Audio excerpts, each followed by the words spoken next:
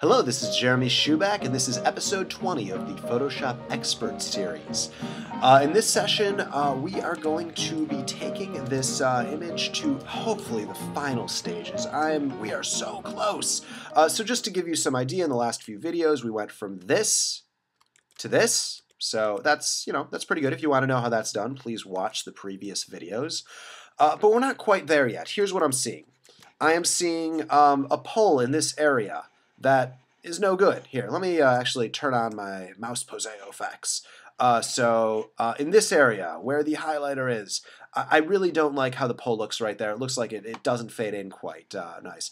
I can see this is kind of a duplicate of this. We'll get rid of that. This all looks dark down here in this area. Over in this area right here, there's kind of a weird fade happening. There's a little stamp tool effect happening here. This isn't blurry enough. So we're going to be talking about all of those little tiny minutia changes that are annoying but important and nobody talks about.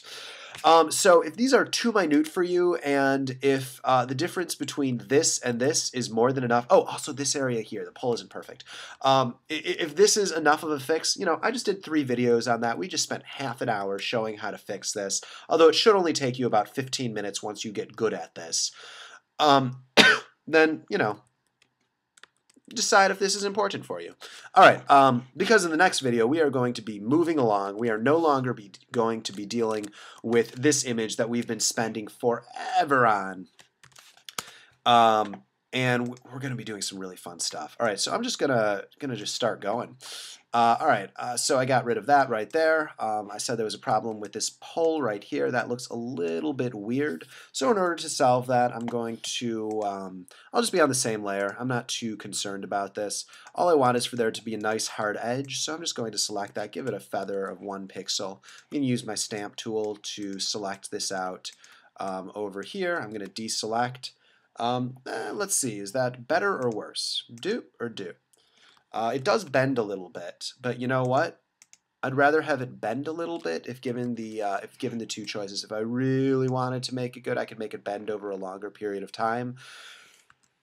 And I did say I was going to deal with all sorts of minutia in this, so let's do that. This is, I don't know if this is overkill, but no, I don't think it's overkill. Control H, just so we don't see it, I'm going to sample from here. Remember that we do have the selection, so we can't go past the selected area. I just want to make sure I can see what we're seeing. So it's still giving it a little bit of a slant, only because it's over a longer period of space. It's kind of harder to tell. So it's the difference between this, so this right here, you can see that bump right there, and this. And it's kind of harder to see the bump, although it is still extending. In order to do that undo, I explained the stepping backward in the history state in the last video. All right, so this isn't working right here. This is looking really, really weird. I really tried to solve it. I did my best, and honestly, it wasn't working. So what I'm going to do is I'm going to hit Control-Shift-Alt-E, so just mash the keys E. And what that does is it gives us a layer that everything is in a single place. It just like duplicates out all the visible layers. So now what I can do, it just duplicates out all the visible layers. Again, the shortcut key for that, and puts them on a single layer, like combines them all. So it merges and duplicates. I believe there's a drop down for that. Show all menu items, merge visual. I don't know where the shortcut key for that. I just know Control Shift Alt E does it.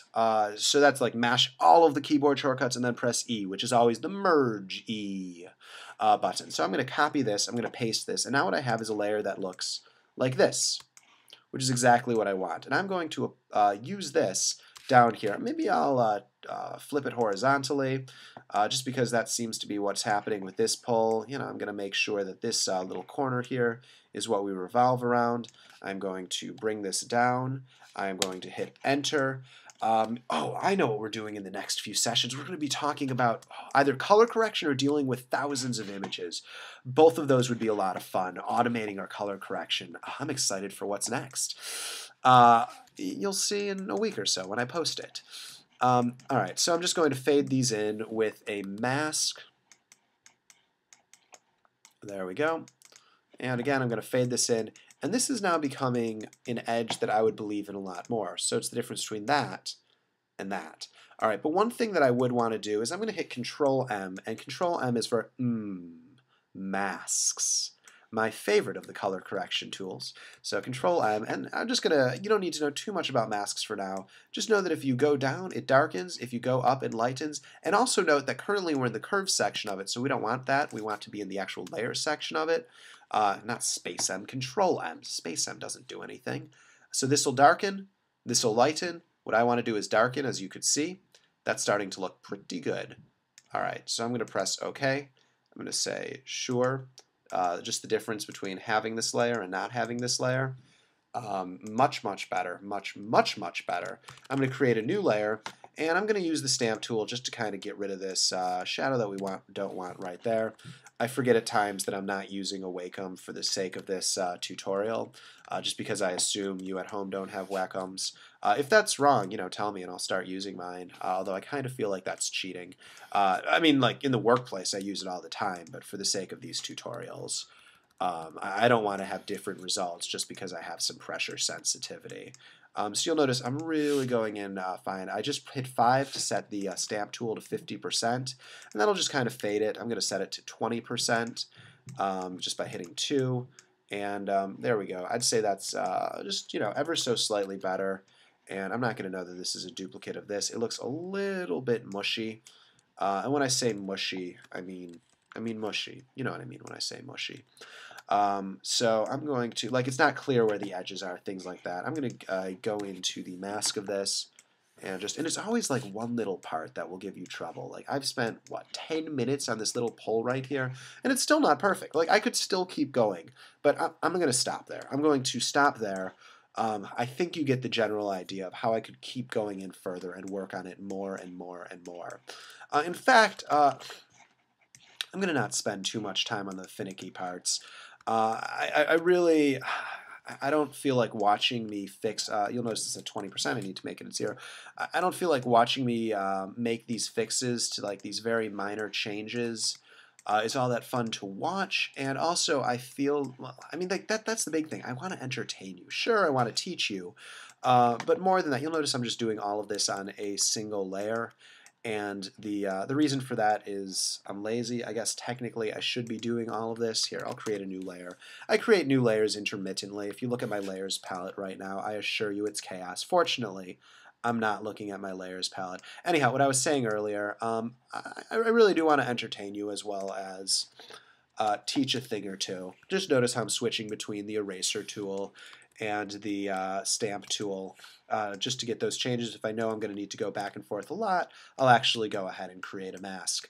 All right, so this edge right here is looking good. I absolutely believe that. I remember there's a little bit of a problem up here, although I can't even see where it is, and if I can't see where it is, I'm perfectly fine with it. I don't think we changed anything on this edge over here. In order to just see if anything isn't working, what I'll do is I'll turn on the original and see if there's any places that it's like, hey, that looks weird. So I'm seeing right here, we don't need to be replacing these areas, so I'm going to bring back in the original. Other than that, we're going to blur this section down here a little bit, and then I'm going to pronounce this done because, frankly, I have a job I need to get to. All right, so there we go. All right, let's brush this out. So I'm making sure I'm on the right layer, and I'm just going to use black to. That's not working. There we go. White. I don't even know what's happening anymore. All right, so what we're going to do is I'm not going to worry about what's happening. If I don't have to worry about what's happening in the layers, I will just create more and more confusing layers. Because with something like this, I know I'm almost done, so I can just kind of hack together those final finishes. So I'm just going to, I duplicated out the original image, the image that we started with, and I'm just going to take a piece from it. And, let's feather the edges a little bit. Sure, why not? Let's give it a, 15-edge feather. We'll probably need to go in further. I'm going to duplicate that out with Control-J, and that just makes sure that it pastes in place as well. Let's turn this off, turn it on, turn it off, turn it on. And let's just erase out anything that isn't really working here. So things like anything over here, things like this pole. We already have a new pole in place. Let's not try and mess up with that. Is this helping? I would say this is helping ever so slightly. There's a lot of junk that it's getting rid of, and whenever you can use the original, always use the original. So again, I just duplicated out the original and then selected something from it in order to solve it. All right, now what I'm going to do, I'm going to delete the original, and I'm going to save this out as a new version. So Control-Shift-S, and I'm just going to do V2. I'm going to hit OK, and actually I'm going to open up the other one. Just because I'm going to save out this version as well. Let's get out of this. I'm going to actually save this out and just overwrite the original one because I want to have this version just in case I mess things up in version 2. All right, so this is now the original version and it is version 2. These two are the same. Now let's go in and really start messing things up here. So what I'm going to do is I'm going to actually, I'll keep this as a separate layer. So this layer right here, I'm just hitting Alt in order to solo it out on the eye icon. I'm going to keep this its own thing by turning it off, and then by going into Merge Visible Layers. So in order to click Merge Visible Layers, you need to be on a visible layer. I'm just going to say, and also I'm going to name this layer. Here we go. Let's. I'm going to name it. I'm going to also right-click, Apply Layer Mask. I know that's the layer mask I want, and I'm going to call it Hands. And I'm also going to give it a color. Let's say orange, just so I'm well organized. Then I'm going to say Merge Visible. So now everything is a single layer except for Hands, which is on a separate layer. And you'll notice this also covers quite a bit over here. Now what I'm going to do is I'm going to duplicate out this background layer that we now have. I'm going to bring it up. I'm going to get rid of these layers that we're not using just by grabbing them to the trash. I don't even care what this is up here. I can get rid of this. And I no longer need this line. So version 2 is looking very svelte. And now what I'm going to do is I'm going to turn this into, let's do it a smart object. So I'm turning it into a smart object, and what this allows me to do is apply masks to where filters are applied. So I'm going to select out the region that I want to blur, so this region here. And the reason that I set the hands in a different place is so we didn't need to worry about selecting around them, because we already had kind of selected around them. All right, so I'm selecting, this whole region here. Technically, I could have done this when it was in other layers, but hey, that gets to be confusing. I had a lot of layers. Not as many as I have in some other images. Filter, blur, Gaussian blur. Not as many as I've had in some other images, but certainly quite a bit. All right, so I'm going to press Control-H to hide this. I'm going to bring this down so it's just a nice subtle blur. Here we go, a nice subtle blur. Preview. There we go, that's closer to what I want. Let me zoom in so you can see exactly what the change is. It's the difference between this, and that is all the difference in the world, I guarantee you. Even that seems a little bit strong. We're just going to give it like a 1.5 pixel blur. I'm going to say OK. And you'll notice that inside of this, because we turned it into a smart object, when we apply a filter to it, we can not only turn the filter on and off, but we can also apply a mask to the individual filters, or to all the filters at once, which is nice. I might have gone in and I might have lightened this color up here. I could still go in and keep creating layers.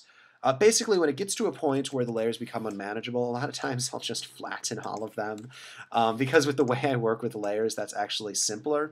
I don't necessarily suggest that. I always save out another version just in case I need to go back, and I'll be honest, I rarely go back. So I could go in and keep doing little fixes, and I could fix this till the end of eternity. But I don't want to. I am going to say that this is done. So, yeah, I'm rather proud of what we accomplished over the course of these last few sessions. We just to give you a before and after, let's go into window history, and this was the before. You know what? I opened this up as a different document. Whatever. You know the before. You've been following with me. But here we go. That bag is absolutely gone. So this has been Jeremy Schuback with the Photoshop Expert Series. In the next session, we are going to be talking about how to automate dealing with thousands of images, whether you want to create thumbnails, whether you want to export to a specific size. We're just going to be talking about the automation features and how to use actions and all of that to do things as quickly as possible. If you liked these lessons, please do hit subscribe. I have a lot of good stuff coming up. And also ask questions if there's specific things that you want me to talk about, and leave those in the comments. Please do spread the word, because it's all about getting as many views as possible, and all about teaching as much as possible. This has been Jeremy Schuback with the Photoshop Expert Series. Thanks for joining me.